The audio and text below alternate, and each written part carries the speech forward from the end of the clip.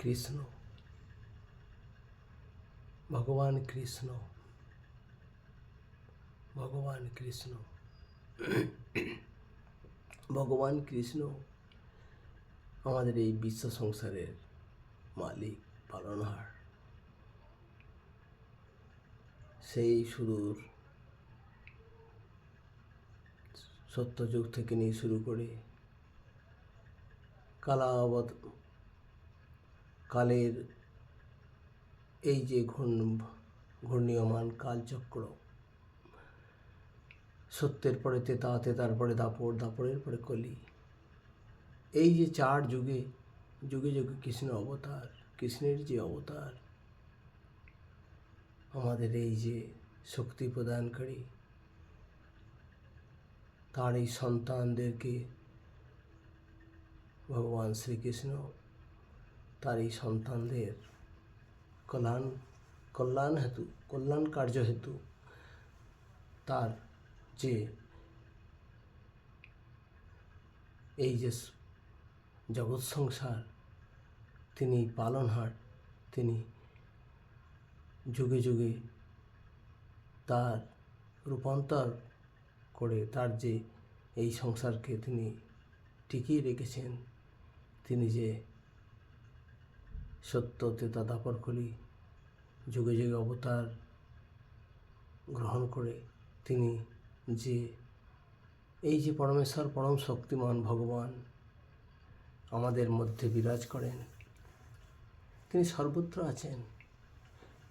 তিনি সর্বত্র আছেন সেটাই নয়, তিনি যে প্রত্যেকের অন্তরে বিরাজ করেন, তিনি যে আমাদের আত্মাতে বিরাজ করেন, তিনি যে প্রত্যেকের মধ্যেই অন্তর্নিহিত আছে। আমরা আমাদের আত্মার মধ্যে, এই আত্মা স্বয়ং কৃষ্ণের পরমাত্মা, তিনি তার সংসারকে আত্মারূপী মানব, আত্মারূপী জীবজন্তু দিয়ে তিনি এই জগৎ সংসারে পাঠিয়েছেন। প্রভু পরমাত্মা থেকে সর্বত্র দেখছেন তার প্রতিটি আত্মা যেন সুখী থাকে, খুশি থাকে, ভালো থাকে। সেই জন্যে প্রভু তার সেই সকল আত্মাতে বিচরণ করেন, যে কারণে আমরা কর্মের মাধ্যমে, তিনি বলছেন কর্মই জীবন, কর্ম, স্বয়ং প্রভু কর্ম করছেন। যেমন কবিগুরু রবীন্দ্রনাথ বলে গেছেন তার ধুলামন্দির কবিতায়, ভজন পূজন সাধন আরাধনা সমস্ত থাক পড়ে দুদ্ধদ্বারে দেবালয়ের কোণে, কেন আজি সরে অন্ধকারে লুকিয়ে আপন মনে, কাহারে তুই বুঝিস সঙ্গোপনে, নয়ন মেলে দেখ থেকে তুই চেয়ে দেবতা নাই ঘরে। তিনি আছেন যেথায়, পাথর ভেঙে কাটছে যেথায়, খাটছে 12 মাস, রৌদ্র জলে আছেন সবার সাথে। তার এই আমাদের এই যে পালনহার, তিনি আমাদের কর্মের ধুলার মধ্যেই আছে, তিনি কর্মের মধ্যে আছেন। তাছাড়া স্বয়ং প্রভু পালনহার আমাদের এই জীবনের মধ্যে তিনি বাধা, কর্মজগতে স্বয়ং প্রভুরও মুক্তি নয়, তিনি যেই আমাদের যে জগৎ সংসারে বাধা, স্বয়ং প্রভুরও মুক্তি নয়। যেখানে স্বয়ং প্রভুর মুক্তি নাই, তো আপনার মুক্তি কেমনভাবে হবে? তাই মুক্তি নেই, মুক্তি নাই। মুক্তি কোথায় পাবি, মুক্তি কোথায় পাবি? আপন প্রভু সৃষ্টি বাঁধন পড়ে বাধা সবার কাছে। তো প্রভু আমাদের এই পালনের মধ্যে বাধা, প্রভুরও মুক্তি নাই। তো আমরা তো সামান্য মানব, আমাদের মুক্তি তো প্রভুর চরণে, প্রভুর চরণেই আমরা আশ্রিত। সে কারণে আমরা পালনহারের চরণাশ্রয়ে আমরা আশ্রিত। অতএব কর্ম করতে করতে আপনি যদি গৃহস্থ জীবন পালন করে আপনি প্রভুকে স্মরণ করেন, সেটাই ভগবান তার গীতায় বর্ণন করে গেছেন যে আমি জগৎ সংসারে কর্মের মাধ্যমে থেকে যিনি আমাকে স্মরণ করবেন তাতে আমি বেশি খুশি হব। কারণ কি, সৃষ্টিবাধানে আমিও তো আবদ্ধ। কারণ জগৎ সংসারে যদি সৃষ্টি না থাকে, জগৎ সংসার তো অন্ধকার হয়ে যাবে। অতএব এই সৃষ্টি যে সংসার, সৃষ্টিকে রক্ষণাবেক্ষণের দায়িত্ব স্বয়ং পালনহারের। তাই পালনহার স্বয়ং পরমেশ্বর পরম শক্তিমান বলে গেছেন, এই ধরতিতে সৃষ্টি প্রভু তার সৃষ্টিকে তিনি খুবই খুশহাল দেখতে চায়, খুশিতে দেখতে চায় তার সংসারকে। প্রভু তার সংসারে প্রত্যেকটা মানব, প্রত্যেকটা কীট পতঙ্গ মধ্যেই প্রভু বিরাজ, প্রত্যেকটার মধ্যেই প্রভু বিরাজ করছেন। আমাদের এই চেতনা সম্পন্ন মানবকে অবশ্যই প্রভুর স্মরণ করতে হবে। সে আমরা যেই বলে না গড ইজ ওয়ান, সে আমরা যে রূপে ডাকি, যে মন দিয়ে ডাকি, যে ভাষাতেই ডাকে না কেন, তিনি অবশ্যই এই আত্মা থেকে পরমাত্মায় শুনতে পান। তিনি সকলের পালনহার,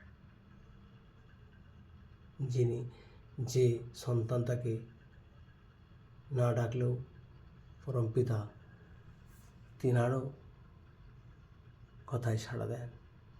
এটাই তো পিতার দায়িত্ব, পরম পিতা পরমেশ্বরের। যে কারণে পরমেশ্বর স্বয়ং তো পরম দয়ালু, তিনি পরম দয়ালু, পরম কৃপাহার। তিনার যে কৃপা অপরিসীম, সুবিশাল। যে কারণে স্বয়ং কৃষ্ণ গড, আমাদের যে পালনহার, তাকে আমরা স্মরণ করি। আমরা যুগে যুগে আমরা তাকে নমন করে থাকি। এই যে পালনহার কৃষ্ণ, আমরা তিনি সকলের রক্ষার্থে তিনি বারে বারে ভিন্ন রূপে আমাদের মাঝে চলে আসেন, আমাদেরকে রক্ষা করেন। আমরা যাতে সুখে শান্তিতে থাকতে পারি, তিনি আমাদের মাঝে এসে আমাদেরকে খুশি রাখেন। তিনি আমাদের সুখ সুবিধা সব কিছুর মালিক। তিনি আমাদের ভাবা উচিত এই পালনহারকে অবশ্যই আমাদের মনে রাখা উচিত। কেন কি, পরমেশ্বর পরম শক্তিমান শ্রীকৃষ্ণ তাকে আমাদেরকে আমাদের আত্মার মধ্যে রেখে আমাদেরকে জীবন নির্বাহ করতে হবে। আমাদের এই চেতনা সম্পন্ন মানবকে, যেহেতু আমরা চেতনা সম্পন্ন মানব রূপে এসেছি, অবশ্যই আমাদের পরমেশ্বর পরম শক্তিমানকে আমরা স্মরণ করব।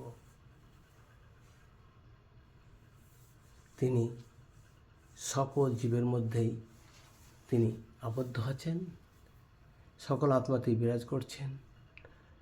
যে কারণে আমরা কৃষ্ণকে, আমরা পরম শক্তিকে পুজো করব, আরাধ্য।